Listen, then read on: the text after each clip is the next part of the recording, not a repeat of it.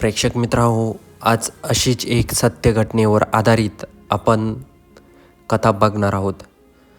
श्रद्धा Altaf murder केस. श्रद्धा आणि अल्ताफ ज्याच्यावर प्रेम करतो त्याला खूप जीव लावतो ही सुरुवात झाली होती. म्हणजेच त्यांची प्रेमाने सुरुवात झाली होती. 2018 रोजी 24 ते 25 वर्षाची श्रद्धा नावाची मुलगी मुंबईच्या एका कॉल सेंटरमध्ये काम करत होती. त्याच कॉल सेंटरमध्ये एक अल्ताफ नावाचा मुलगा होता. त्याचं वय होतं 27 वर्ष. श्रद्धाचे आईवडील हे 2016 पासूनच बाजूला राहत होते. श्रद्धा आणि तिचा छोटा भाऊ आपल्या आईसोबतच राहत होते. वडील बाजूला राहत होते. त्यानंतर श्रद्धा ही खूप दुःखी राहायची. कॉल सेंटरमध्ये जॉब करायला लागल्यानंतर अल्ताफ खूप श्रद्धाच्या जवळ येत गेला. त्यानंतर श्रद्धाला पण एक चांगलं वाटायला लागलं. त्यानंतर ते दोघंही एकमेकांवर प्रेम करायला लागले आणि त्यांनी 1 वर्षानंतर ठरवलं की आपण आता लिव्हिंग रिलेशनशिपमध्ये राहायचं. 2019मध्ये त्यांनी ठरवलं की आपण आता एकत्र राहायचं आहे आणि त्यांनी मुंबईमध्येच एका ठिकाणी एक फ्लॅट भाडोत्री घेतला. श्रद्धाच्या घरच्यांना अल्ताफ बिलकुल आवडत नव्हता, कारण अल्ताफ हा मुसलमान होता तर श्रद्धा ही हिंदू होती. त्यामुळं श्रद्धा अल्ताफसोबत राहिलेली बिलकुल तिच्या घरच्यांना अजिबात आवडत नव्हतं. त्यानंतर त्यांच्या घरच्यांनी श्रद्धाला सांगितलं की तू अजिबात अल्ताफसोबत राहायचं नाही, पण श्रद्धा काही ऐकत नव्हती. त्यानंतर श्रद्धाने घरच्यांना सांगितलं की मी अल्ताफसोबतच राहणार. त्यानंतर ती घरच्यांशी भांडून अल्ताफसोबत राहायला लागली.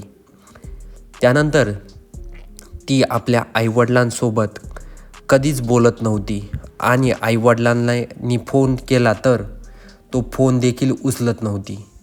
आईवडिलांनी श्रद्धाबद्दल फक्त तिच्या व्हॉट्सअपमध्ये स्टेटस बघूनच बाकीच्या सोशल मीडियावरूनच कळत असे की श्रद्धा काय करत आहे.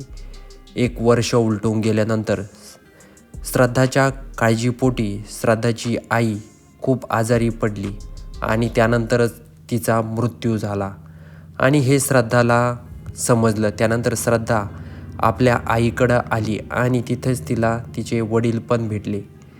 त्यानंतर श्रद्धाने पुन्हा आपल्या वडिलांसोबत फोनवर बोलणं सुरू ठेवलं.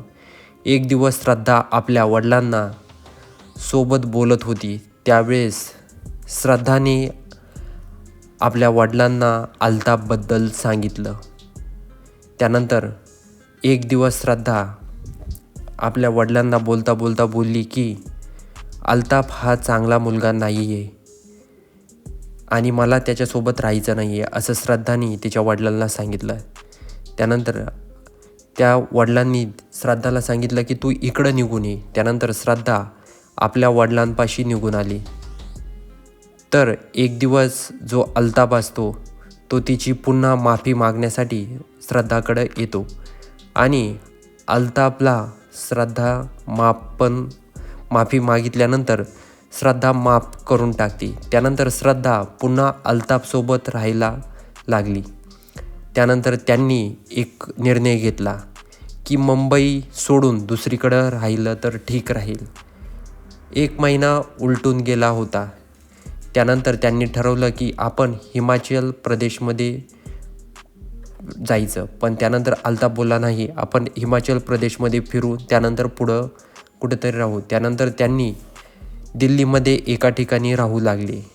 सुरुवातीला श्रद्धा आपल्या आईवडिलांच्या टचमध्ये, म्हणजे आई तर वारलीच होती पण त्या ठिकाणी वडिलांच्या ती टचमध्ये होते.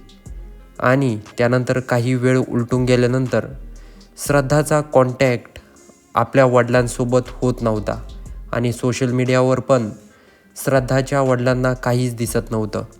त्यानंतर श्रद्धाच्या वडिलांनी अल्ताफ आणि श्रद्धाला खूप कॉन्टॅक्ट करण्याचा प्रयत्न केला पण कॉन्टॅक्ट काही होत नव्हता. त्यानंतर श्रद्धाचे वडील खूप घाबरले आणि त्यांनी ठरवलं की आपण पोलिसांची मदत घेणं गरजेचं आहे. त्यानंतर श्रद्धाच्या वडिलांनी मिसिंग कंप्लेंट पोलिसांना नोंदवली आणि पोलिसांनी शोध घ्यायला सुरुवात केली. त्यानंतर श्रद्धाचे वडील मुंबईवरून दिल्लीला गेले आणि मुंबई पोलिसांनी पण ही केस दिल्ली पोलिसांकडे देऊन टाकली. त्यानंतर पोलिसांनी खूप चौकशी केली तर आजूबाजूच्या लोकांनी सांगितलं की श्रद्धा सारखी दिसणारी मुलगी आम्हाला इथं दिसायची सुरुवातीला, पण आता अल्ताफ हा एकटाच दिसतो. आणि तिथल्या लोकांनी सांगितलं की अल्ताफच्या फ्लॅटमध्ये अनेक वेळेस वेगवेगळ्या मुली येत होत्या आणि त्या रात्र इथंच राहत होत्या. त्यानंतर पोलिसांनी अल्ताफला ताब्यामध्ये घेतलं. त्यानंतर पोलिसांनी अल्ताफच्या फ्लॅटची चेकिंग केली. त्यांना मांसाचे काही तुकडे त्या फ्लॅटमध्ये सापडले. त्यानंतर त्यांनी आजूबाजूला जंगलामध्ये स्पायडर डॉगच्या साहाय्याने छानबीन केली. त्यानंतर त्यांना काही तुकडे सापडले.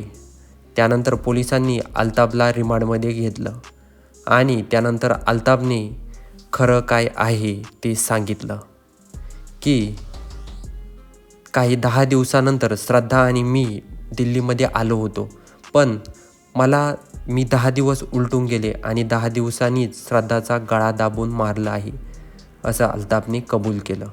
म्हणून त्यानंतर अल्ताफकडे काही 4 व्हीलर नव्हती, कारण त्याला श्रद्धाची बॉडी लपवायची होती. मग त्याने मार्केटमध्ये जाऊन काही रूम फ्रेशनर आणि एक कटिंग मशीन अल्ताफ घेऊन आला. त्यानंतर त्याने श्रद्धाच्या बॉडीचे तुकडे केले आणि ते तुकडे फ्रीजमध्ये ठेवले आणि तो सकाळी जॉगिंगला जायचा. जॉगिंगला जात असताना छोट्या पिशवीमध्ये ते तुकडे घेऊन जायचा आणि तो थोडे करून जंगलामध्ये फेकून द्यायचा. हे अल्ताफसाठी खूप नॉर्मल होतं. त्यानंतर त्याने ऑनलाईन डेटिंग ॲपवर तो एका मुलीसोबत डेटवर पण गेला. त्यानंतर तो काही मुलींना आपल्या फ्लॅटवर घेऊन यायचा आणि श्रद्धाचे जे तुकडे केलेले शरीर आहे ते फ्रीजमध्ये ठेवलं आहे हे कोणालाही माहीत नव्हतं. त्यानंतरच त्याने आपल्या कॉल सेंटरवाला जॉब पुन्हा जॉईन केला आणि तिथे त्याची एक पुन्हा गर्लफ्रेंड बनली आणि तो खूप वेळेस त्या मुलीला फ्लॅटवर पण घेऊन गेला. जेव्हा पोलिसांना अल्ताफला चौकशीला बोलावलं, अल्ताफला जेव्हा चौकशी केली तेव्हा अल्ताफने सांगितलं, श्रद्धा आणि माझ्या बाबतीत काही व्यवस्थित सुरू नव्हतं. त्यानंतर त्यांनी पोलिसांसमोर असं सांगितलं की मी श्रद्धाला मारलं आहे आणि आमच्या दोघांमध्ये खूप भांडणं होत होती. अल्ताफ पोलिसांना खूप आक्कडमध्ये सांगत होता की यस आय किल हर. तर प्रेक्षक मित्र हो, व्हिडिओ आवडला असेल तर चॅनलला सबस्क्राईब करायला विसरू नका. तर ही होती कथा श्रद्धा आणि अल्ताफची. तर व्हिडिओ आवडला असेल तर चॅनलला सबस्क्राईब करायला विसरू नका.